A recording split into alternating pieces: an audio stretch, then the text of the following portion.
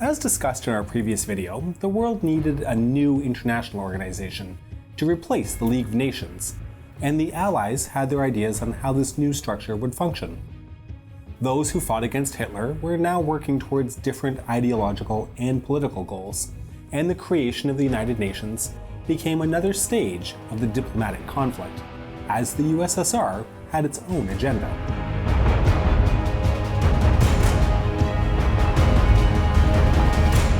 The Second World War once again demonstrated the necessity to establish an international organization to help prevent conflicts around the world.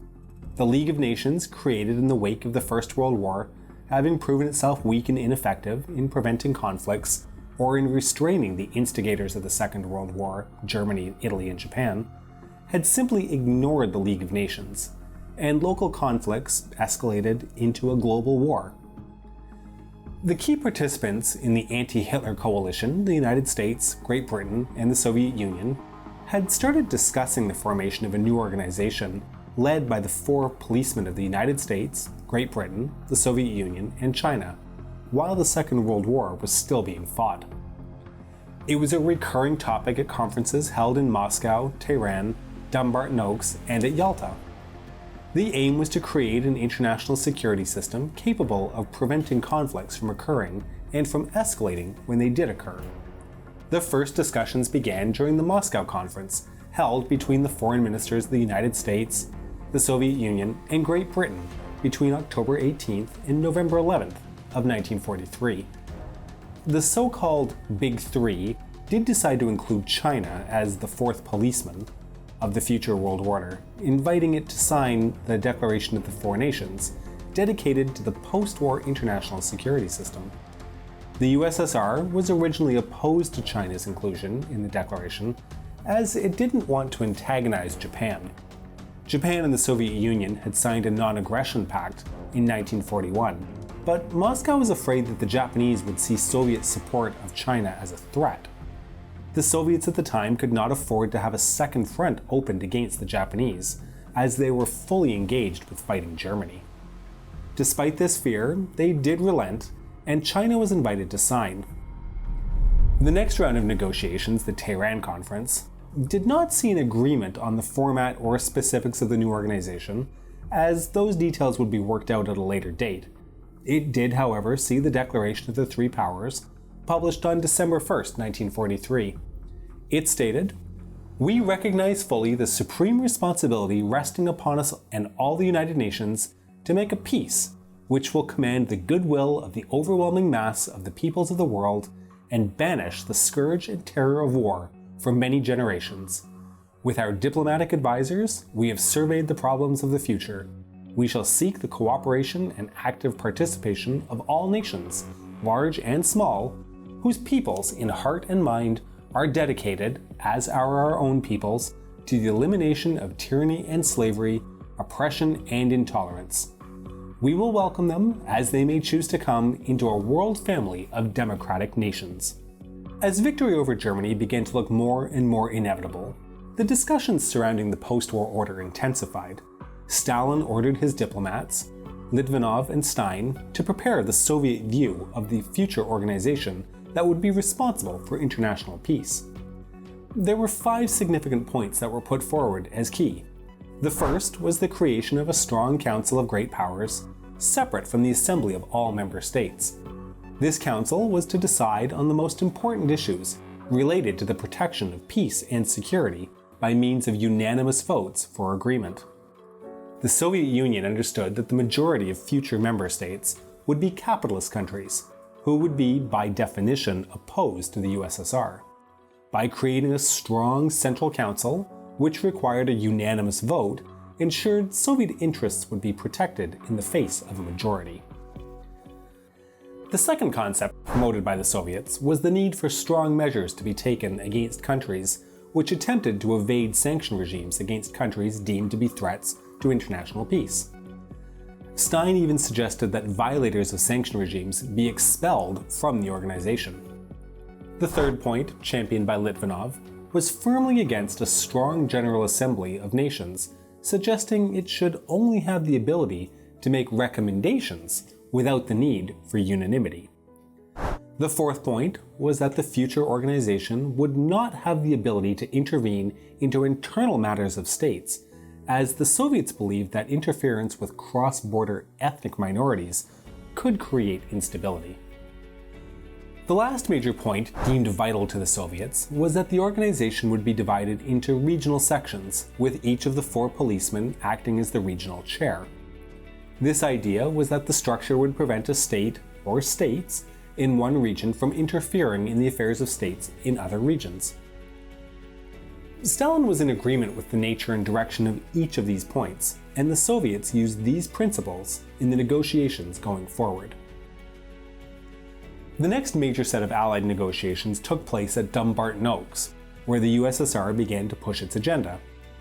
They proposed a limit on the number of member states to be limited to those nations who originally signed and joined the Declaration of United Nations. This would negate the impact of new member states that could be anticipated as the European colonial empires came undone. They also proposed that the 15 Soviet republics that made up the USSR, that's the Union of Soviet Socialist Republics, right, be granted member status to help balance the number of capitalist nations that would outnumber the communist ones. Stalin based his argument for this on the Soviet Constitution, which allowed each of the republics to enter into direct relations with foreign states, exchange representatives, and sign international agreements. Stalin also stressed the unparalleled hardships the Soviet people were enduring in the war, and since some of the republics had larger populations than some future members would have, they deserved representation. Neither Great Britain or the United States were happy with this idea, and Roosevelt asked the Soviets to leave this discussion until the actual formation of the organization. The Soviets resisted the idea that the decisions of the International Court of the future organization would be binding. According to Litvinov, our attitude towards the International Court shall be based on the presumption that, whatever squad and statute it has, we cannot rely on complete fairness and impartiality of it in cases related to the Soviet Union. The Soviets also promoted the idea that the new organization should only focus on matters of international security. This was in response to the Allies' proposal for the establishment of the Economic and Social Council, ECOSOC, dependent on the General Assembly to tackle global economic and social problems and challenges. The Soviets accepted the creation of the body, but only on the condition that it would be an advisory body subservient to the General Assembly. At Dumbarton Oaks, the Soviet concept of the Security Council, the ultimate holder of power in the organization, was accepted by all parties, but the Soviets were unable to convince the others of the need for unanimity in Security Council votes. This was a point later revisited at the Yalta Conference, at which point the Soviets were able to get their way. Stalin was against inviting states which were neutral for much of the war to the founding conference for the United Nations to be held in San Francisco. A compromise on this was reached at the Yalta Conference that only states which had joined the anti-Hitler coalition before the 1st of March 1945 would be invited. Stalin knew that it was unrealistic that his proposal to have all Soviet republics admitted as member states, so he modified his proposal to include only Belarus, Ukraine, and Lithuania. Great Britain and the United States both accepted a modified counter-proposal of only the Ukraine and Belarus becoming member states. However, when it came time for invitations to be extended for the founding conference, they were not extended to either republic. According to the US Secretary of State, the agreement did not explicitly include the invitations. Tensions between the powers were starting to grow, and Poland was the next area of contention. The United States and Great Britain were unwilling to invite a Polish delegation until a government of national unity had been formed there in place of the pro-Soviet government that Moscow had put in place.